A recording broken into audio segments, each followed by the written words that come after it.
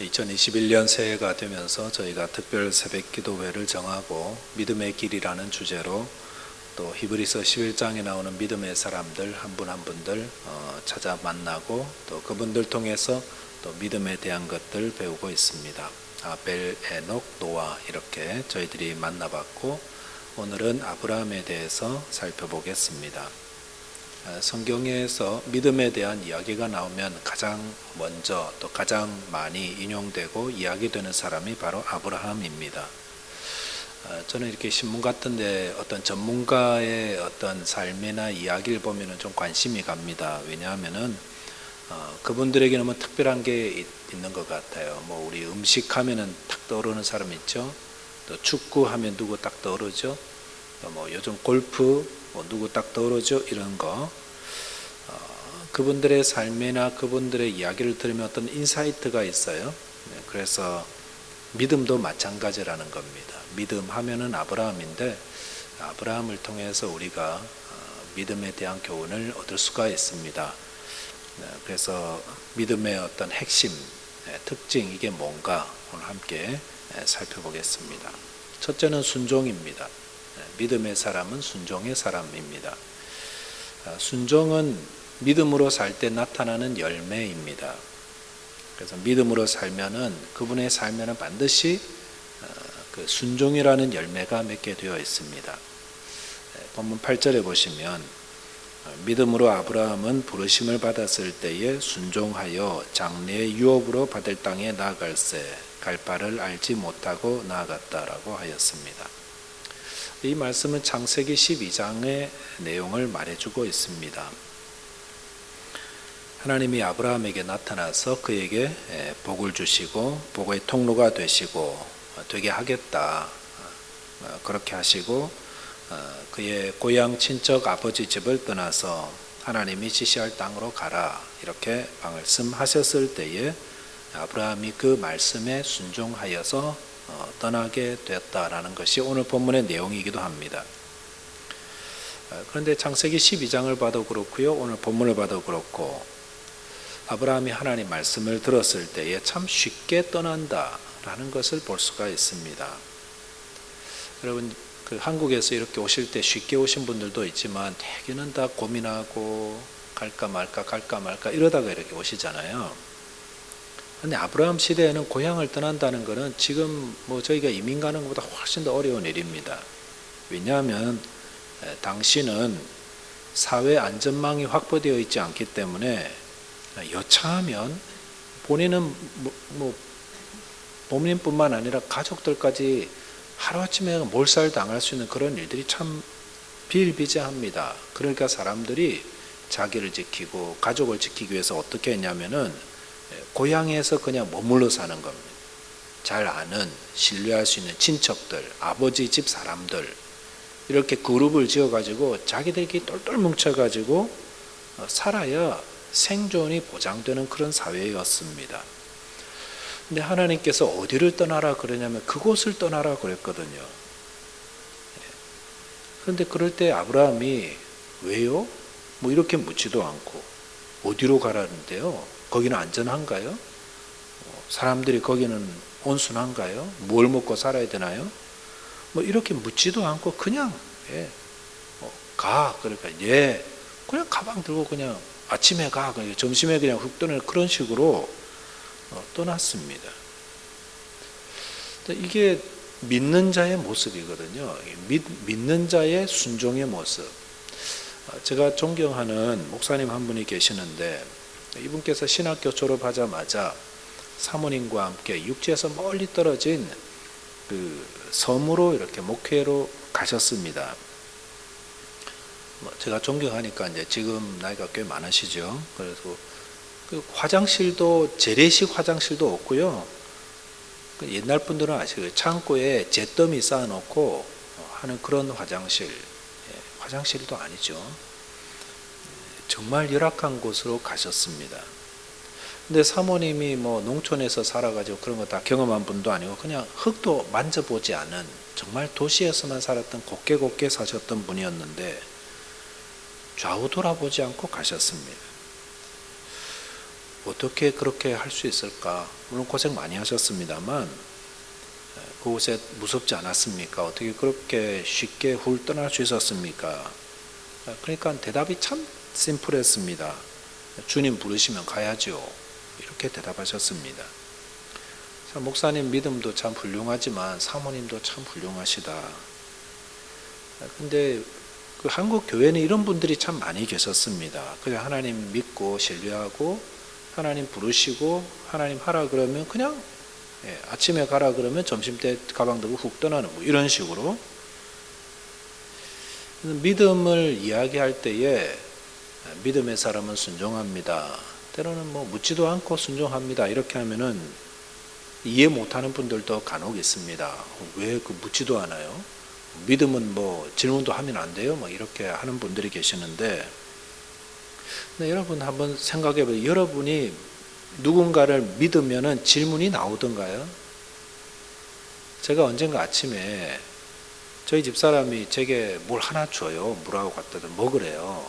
그래서 제가 그냥 먹었거든요. 보지도 않고 먹었어요. 그랬더니 집사람이 그 뭔지 알고 먹냐고. 제가 믿으니까 먹지 그랬죠.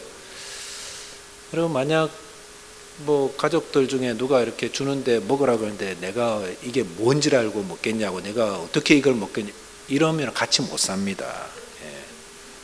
그냥 가장 좋은 거 주겠지. 믿음이 가잖아요.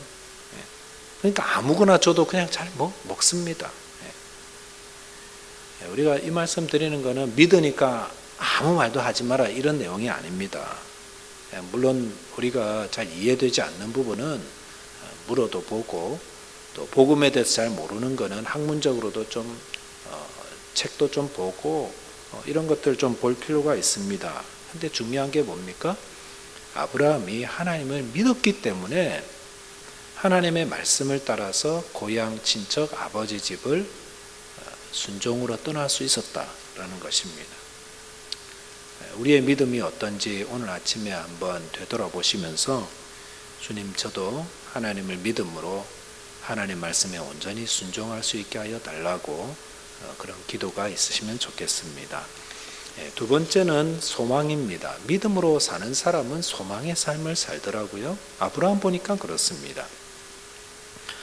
9절 말씀에 보니까 이렇게 말씀했습니다. 믿음으로 그가 이방의 땅에 있는 것 같이 약속의 땅에 거류하여 동일한 약속을 유업으로 함께 받은 이삭 및 야곱과 더불어 장막에 거하였다라고 했습니다. 이 무슨 말씀이냐면 아브라함이 하나님의 말씀을 따라서 그분을 신뢰하여서 순종함으로 고향 친척 아버지 집을 떠나서 그 다음 어떻게 살았는가 하는 걸 보여주고 있습니다.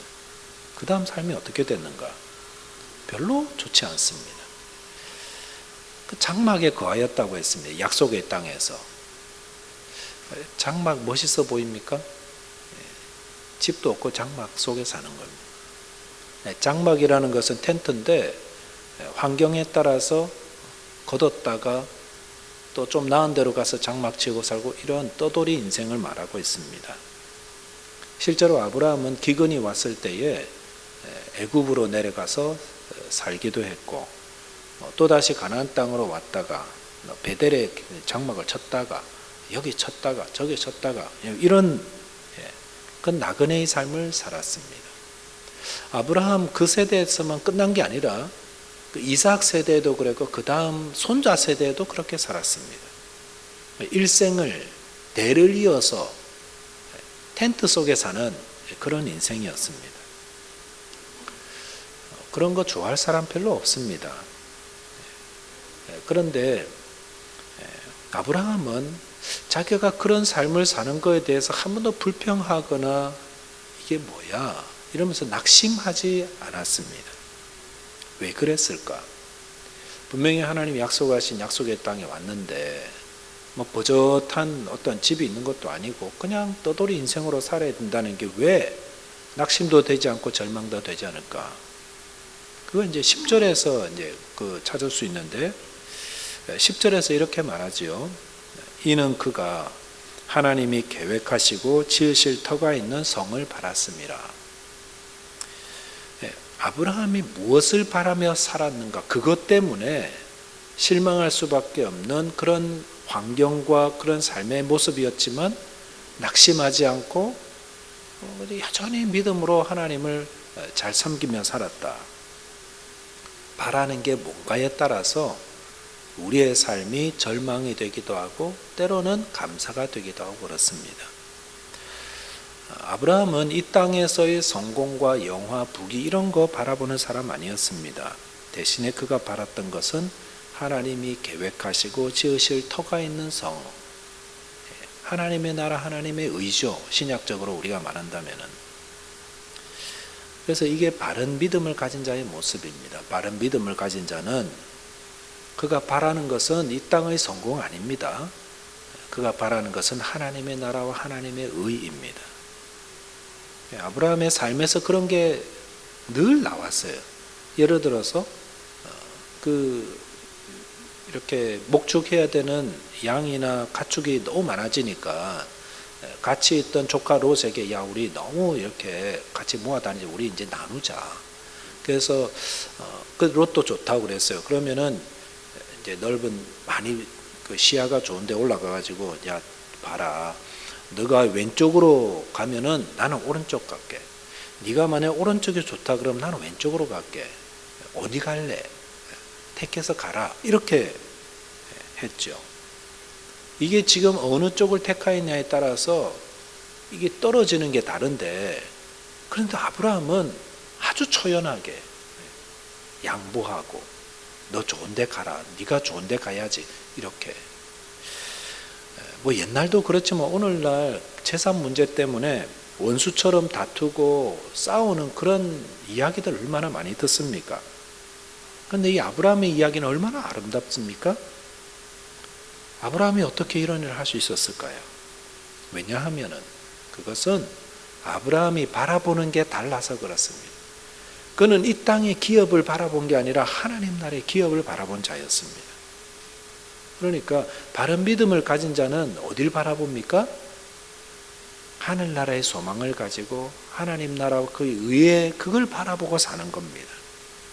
그러니까 불의의 이득을 거부할 줄도 알고 어려운 이웃들에게 도움의 손길을 내어미는데 인색하게 하지 않고 풍요롭게 이렇게 도와줄 줄 알고 어려운 이웃 보면 도와줄 줄 알고 이웃 사랑할 줄 알고